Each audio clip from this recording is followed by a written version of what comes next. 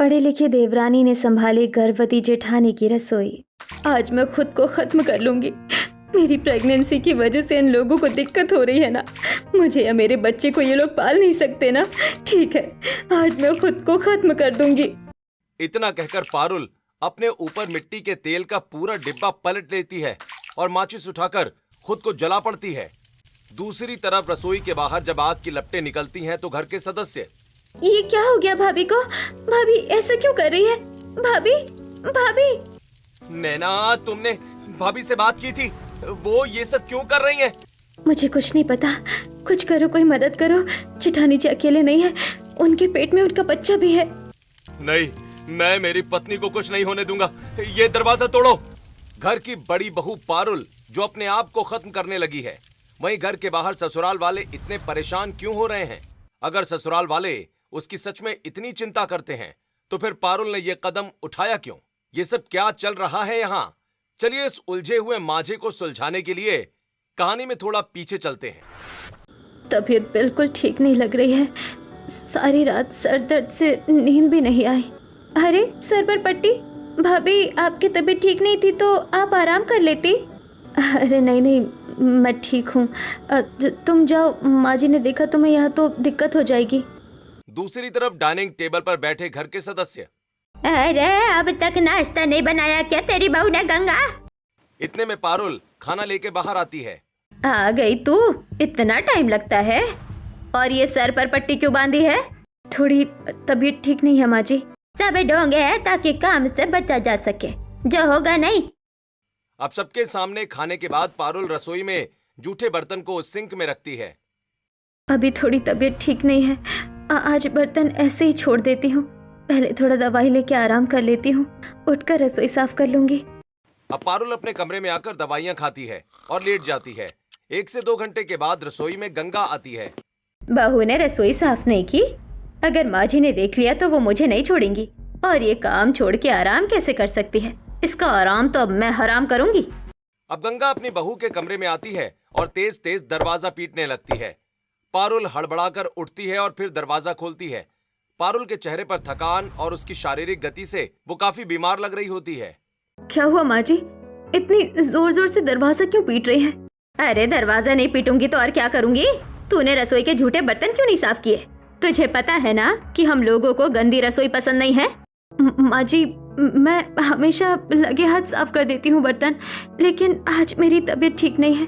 मैंने सुबह भी आपसे कहा था। खैर रुकिए, मैं अभी कर देती हूँ सब साफ। अच्छा, तेरी तबीयत खराब है? तेरी तबीयत तो मैं ठीक करती हूँ, चल मेरे साथ। अब गुस्से से बहू का हाथ मोड़ती हुई गंगा उसे रसोई में लेकर आती है और फिर सिंक में रखे जूठे बर्तन उसके मुंह पर फेंकती है। वहीं पैनी प्लेट से पारुल के सिर पर एक कट लग जाता है और जूठन से उसके सारे कपड़े गंदे हो जाते हैं। माँ जी, मैंने कहा तो कि मैं ये बर्तन धो रही हूँ, उसके बाद भी आपने मुझे झूठी तालियों से मारा। देखिए, मेरे पूरे कपड़े गंदे हो गए और सर पर भी एक गहरी चोट आ गई है। तभी रसोई में उर्मिला आती है। तुम्हारे जैसे बहू अगर घर में हो ना तो उसके साथ ऐसा ही करना चाहिए। इस मार से तुम दोबारा कभी रसोई गंदी नहीं छोड़ोगी। अब इतना कहकर उर्मिला और गंगा वहां से चली जाती हैं। वहीं पारुल की आंखें नम हो जाती हैं और बेचारी बीमार हालत में ही सारे जूठे बर्तन साफ करती है। इसी तरह रात को पारुल खाना बना रही होती है कि अचानक से गैस पर चढ़ी सब्जियां जल जाती हैं। हे भगवान, मेरे साथ ही इस रसोई में सारे कांड क्यों होते हैं? ये सब्जी क्यों जल गई? माँ जी के आने से पहले मुझे इसे डस्टबिन में फेंकना होगा। दूसरी तरफ डाइनिंग टेबल पर बैठे सदस्य, अरे पारुल, खाना नहीं बना क्या? 9:30 बजे से बैठा हुआ हूँ, 10 बजने वाले हैं। माँ क्या कर रही है ये? क्या बोलूं, तेरी बहू को मैं पता नहीं कब सीखेगी रसोई संभालना। इसकी उम्र में तो हम एक टांग पर पूरी रसोई का काम संभाल लेते थे। अब पारुल जैसे ही डस्टबिन में सब्जी गिराती है तभी वहाँ पर उसकी सास आ जाती है। अच्छा बहू, तो तूने सारी सब्जी जला दी रसोई में और चुपचाप सब्जी को डस्टबिन में फेंक कर उसका ठिकाना लगा रही थी। रुक, तुझे तो मैं अभी बताती हूँ। माँ जी, ये सब गलती से हुआ है, ये गैस खराब है। तेरी गलती तो मैं सुधारूंगी आज, रुक तू। अब गंगा जानबूझकर कढ़ाई में तेल डालकर तेल गर्म करती है और फिर उस गर्म तेल में अपनी बहू का हाथ डाल देती है। हाथ गर्म तेल में जाते ही पारुल की चीख निकल पड़ती है। माँ जी, अब तुझसे जिंदगी में कभी खाना नहीं चलेगा। अरे मेरा बेटा इतनी मेहनत करके पैसा कमाता है और तूने जो सब्जी जलाई उसमें क्या पैसे नहीं लगे? लगे माँ जी, पर मैंने जानबूझकर नहीं किया था। तभी वहाँ पर पिंकी आती है। बाप रे भाभी, आपको तो पूरा हाथ जल गया।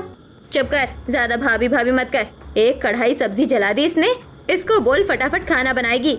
अब इतना कहकर गंगा वहाँ से चली जाती है। अरे भाभी, आप साइड हटो और पहले आप अपने हाथों में मलहम लगाओ। मेरी माँ भी ना पता नहीं कब लड़कियों की फीलिंग समझ पाएंगी। हटो, मैं बनाती हूँ खाना। नहीं नहीं, मैं बना लूंगी। तुम कॉलेज से आई हो, थक गई हो, और फिर मेरी ही गलती है, खाना मैंने जलाया है। खाना आपने नहीं जलाया भाभी, गैस का बर्नर खराब हो चुका है। इस गैस का फ्लेम कभी भी तेज हो जाता है और कभी भी कम हो जाता है। इसमें आपकी गलती नहीं है। अब पिंकी खाना बनाती है। भाभी, इस खाने को सर्व आप करो ताकि सबको लगे खाना आपने बनाया है। अब पारुल खाना सर्व करती है। सभी लोग खाना खाते हैं और फिर अपने कमरे में आराम करते हैं। अब पारुल अपने ससुराल में अपनी सास और दादी सास के व्यवहार से तंग आकर एक दिन अपने पति से बात करती है। सुनिए जी, हम लोग घर में एक नौकर रख सकते हैं क्या? रसोई में अकेले सब कुछ नहीं कर पाती हूँ और आपकी मम्मी और दादी जी को लगता है कि बहू अगर घर में आई है तो रसोई सिर्फ उसी के नाम है, जो करेगी बहू करेगी, और अगर कोई भी गलती होती है तो मुझे बहुत बुरी से बुरी सजा दी जाती है।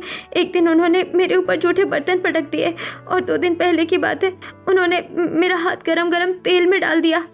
अब ये सुनकर अनिकेत गुस्से से लाल पीला हो जाता है और अपनी पत्नी के ही हाथ को मरोड़ते हुए कहता है, मेरे सामने खड़ी होकर मुझे मेरी माँ के खिलाफ भड़का रही हो? हाँ, तुम्हारी इतनी हिम्मत कैसे हुई मेरी माँ के खिलाफ जाने की?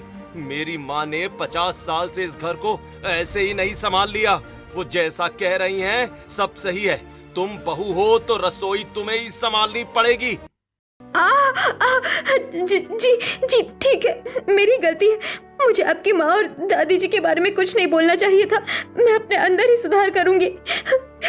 अब इस दिन के बाद से पारुल समझ जाती है कि इस घर में उसका कोई भी अपना नहीं है। एक ननद है, वो भी अपनी माँ और दादी जी से डरती है। इसी तरह कुछ हफ्ते गुजरते हैं और एक दिन उर्मिला और गंगा मंडी में सब्जी खरीद रही होती हैं। अरे उर्मिला जी, गंगा, तुम दोनों आए हो सब्जी खरीदने बाजार में। तुम्हारी बहू कहाँ है? जहाँ तक हमें पता है घर के सारे काम तो तुम्हारी बहू ही करती है, फिर सब्जी लेने भी उसे ही भेज देते। और क्या, तुमने क्यों अपने शरीर को कष्ट पहुँचाया? बहू आई है तो बहू का सुख भोगो ना। अरे हमारी बहू से तो हम दिन पर दिन परेशान होते जा रहे हैं। इतना मारते हैं पीटते हैं ताकि घर के काम अच्छे से करे, कोई गलती ना करे, रसोई ठीक से संभाले, लेकिन फिर भी उससे कोई ना कोई गलती हो ही जाती है। सही कहा। वैसे जब मैं सास थी तो मैं अपनी बहू पर इतने ज्यादा पाबंदी और इतने ज्यादा नियम बनाकर रखती थी कि इससे गलतियां ही नहीं होती थी। हाँ माँ जी, आपने तो बहुत नियम बना रखे थे, तभी तो देखिए मैं कितनी समझदार हूँ। अरे देखो गंगा, मेरी बात मानो तो अगर तुम्हारी बड़ी बहू के काम ठीक से नहीं हो पाते तो घर में छोटी बहू ले आओ। और क्या, बड़ी बहू के साथ छोटी बहू भी आ जाएगी तो दोनों मिलकर काम करेंगी, जिससे तुम्हारी रसोई अच्छे से संभल जाया करेगी। वैसे माँ जी, ये लोग ठीक कह रहे हैं। आज रात हम घर के छोटे बेटे विकास की शादी की बात करेंगे घर में। अब दोनों सास बहू बाजार से सब्जी लेकर घर आ जाती हैं। अब रात को पारुल सबका खाना डाइनिंग टेबल पर लगाती है। सभी लोग खाना खा रहे होते हैं कि तभी गंगा कहती है, सुनिए सुरेश जी, मैं सोच रही हूँ कि अब अपने छोटे बेटे विकास की भी शादी कर दूं। बड़ी बहू की देवरानी इस घर में आ जाएगी तो उसे काम करने में थोड़ी मदद मिल जाएगी। हाँ, अब तो विकास की शादी की उम्र हो ही गई है। समय से शादी कर लेगा तो ठीक रहेगा। अब शादी की बात सुनते ही विकास के चेहरे पर नाराजगी छा जाती है और आंखों में गुस्सा झलक रहा होता है। अब विकास खाना छोड़कर अपने कमरे की ओर चला जाता है। अरे देवर जी ने तो पूरा खाना खाया ही नहीं। पता नहीं भैया को क्या हो गया। लगता है शादी के बाद से शर्मा गया। अब अगले दिन सुबह 4 बजे ही विकास अपने घर से बाहर निकल रहा होता है। तभी उसकी छोटी बहन पिंकी, जो जिम ड्रेस में एक्सरसाइज कर रही होती है, वो देख लेती है। अरे भैया, आप कहाँ जा रहे हो इतनी सुबह सुबह? वैसे तो आप 9 बजे से पहले उठते नहीं हो। बहुत जरूरी काम है, काम निपटाकर दोपहर के 2 बजे तक घर में आ जाऊंगा। कोई पूछे तो उनको इतना ही कहना। अब विकास वहां से चला जाता है। धीरे धीरे सुबह के 6 बजते हैं। वहीं पारुल रोजमर्रा की तरह रसोई में आकर सुबह का नाश्ता बनाने लगती है। कमरे में अनिकेत ऑफिस के लिए तैयार हो रहा होता है। पिंकी भी अब कॉलेज के लिए रेडी हो जाती है।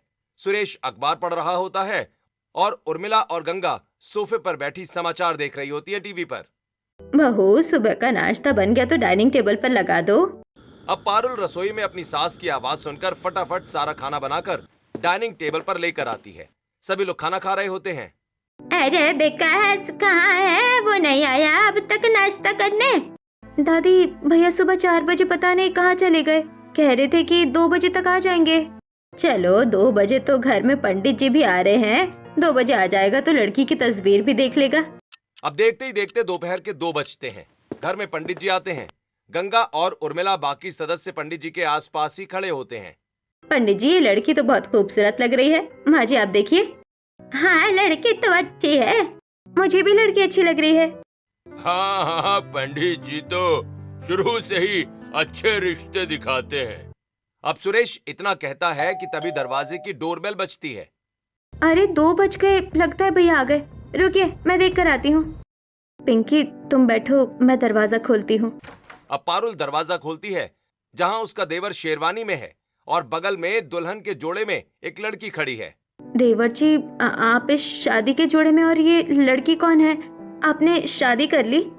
अब पारुल की आवाज हॉल तक जा रही होती है और ये सब सुनकर घर के सभी सदस्य दरवाजे पर आकर खड़े हो जाते हैं।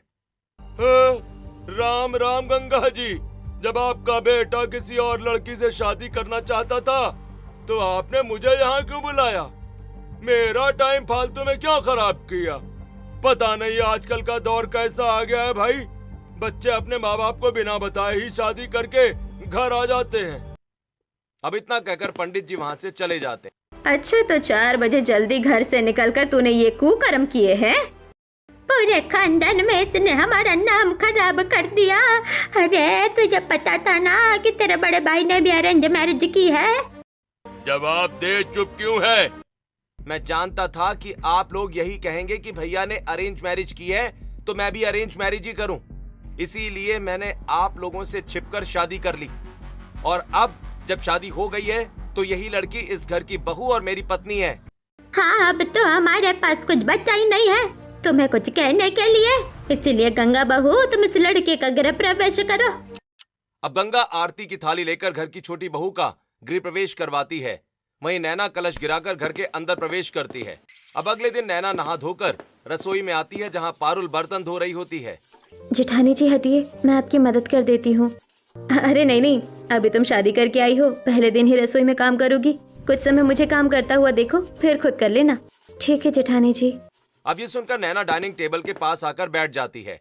कुछ देर के बाद पारुल सबका खाना लगाती है। नैना भी बड़े आराम से सबके साथ खाना खाती है।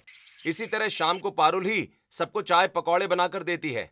छोटी बहू, शादी हो गई है तुम्हारी और तुम ससुराल में हो। हमने तुम्हारे हाथ से कुछ नहीं खाया पिया अभी तक। तुम रसोई के काम कब से करोगी?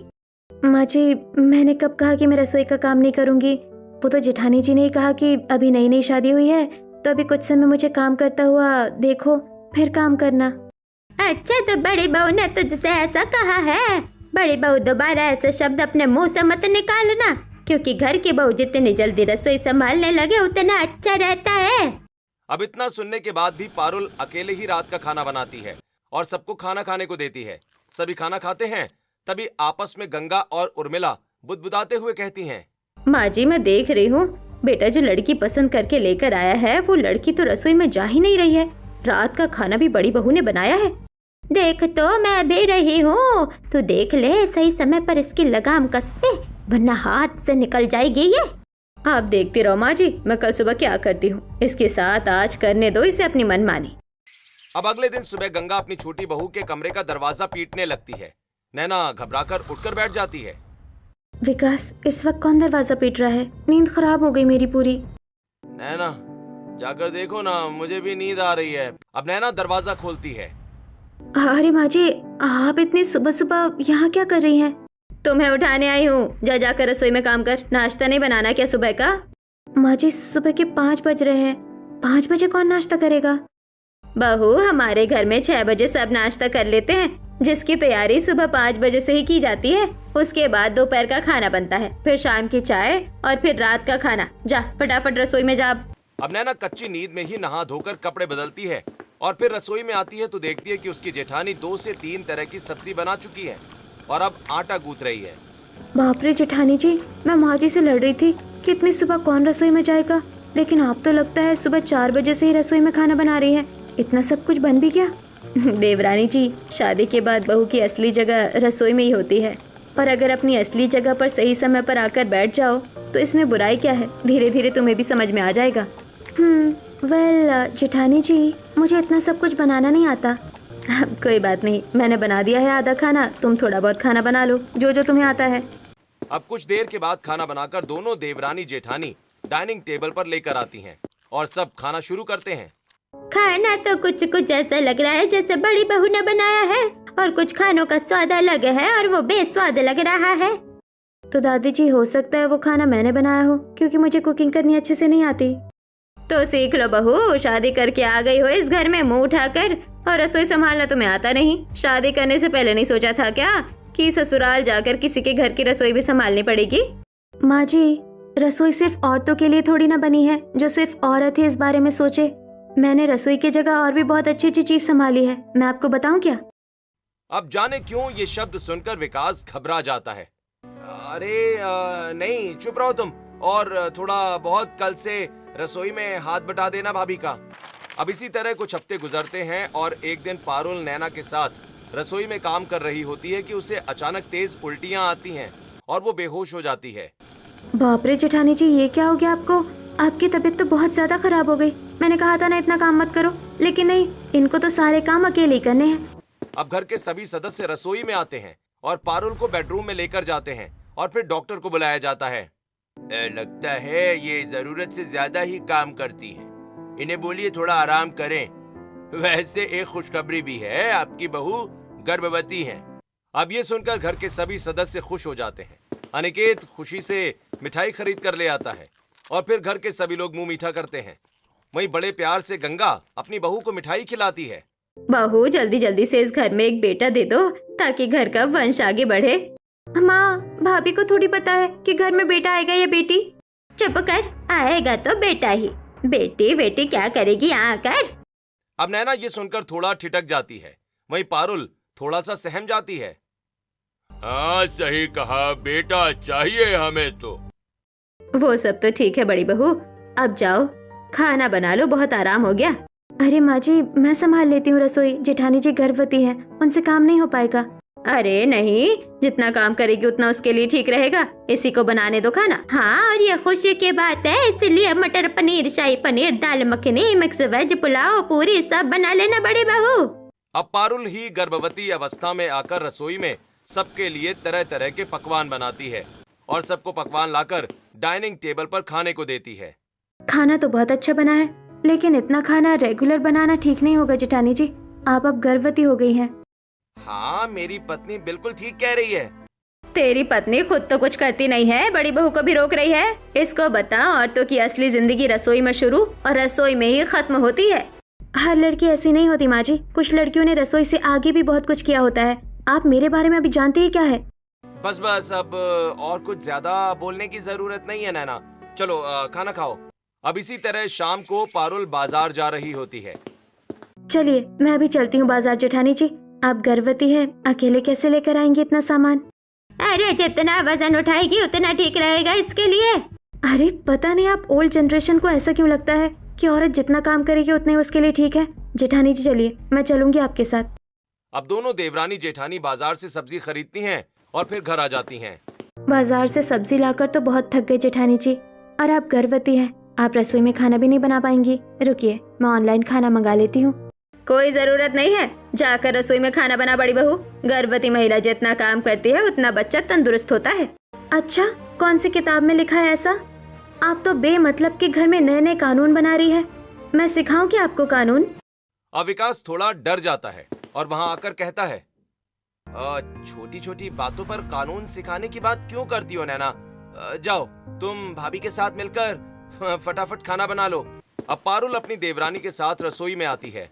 जेठानी जी आप प्रेग्नेंट हो, आपसे खाना नहीं बन पाएगा। मुझे भी खाना बनाना नहीं आता, क्योंकि मैं शुरू से पढ़ाई लिखाई में बिजी थी, इसलिए आप बैठकर सिर्फ मुझे गाइड कर दीजिए, मैं सब कुछ कर लूंगी। अच्छा, तो पढ़ी लिखी हो तुम, तभी एक पढ़ी लिखी देवरानी अपनी गर्भवती जेठानी की रसोई संभाल रही है। जी बिल्कुल। अब पारुल गाइड करती है और नैना खाना बनाती है और कुछ देर के बाद खाना लाकर नैना डाइनिंग टेबल पर लगा देती है। अब सभी खाना खाते हैं। फिर सबके खाना खाने के बाद पारुल बैल्कनी में अपनी देवरानी और ननद के साथ हंसी मजाक कर रही होती है। छोटी भाभी, आप बहुत फनी है। फिर आपने उसको उल्टा लटका दिया। हाँ, बदतमीजी कर रहा था। तुम्हें क्या बताऊं, मुझे लोगों को सबक सिखाने का शुरू से ही शौक है। मतलब कानून मुकदमा तो मेरी मुट्ठी में रहता है। वो कैसे देवरानी जी, आप वकील या पुलिस हैं क्या, या फैमिली में कोई हो? अरे नहीं नहीं, मैंने इन चीजों की पढ़ाई बहुत की है ना, बस इसीलिए थोड़ी नॉलेज है।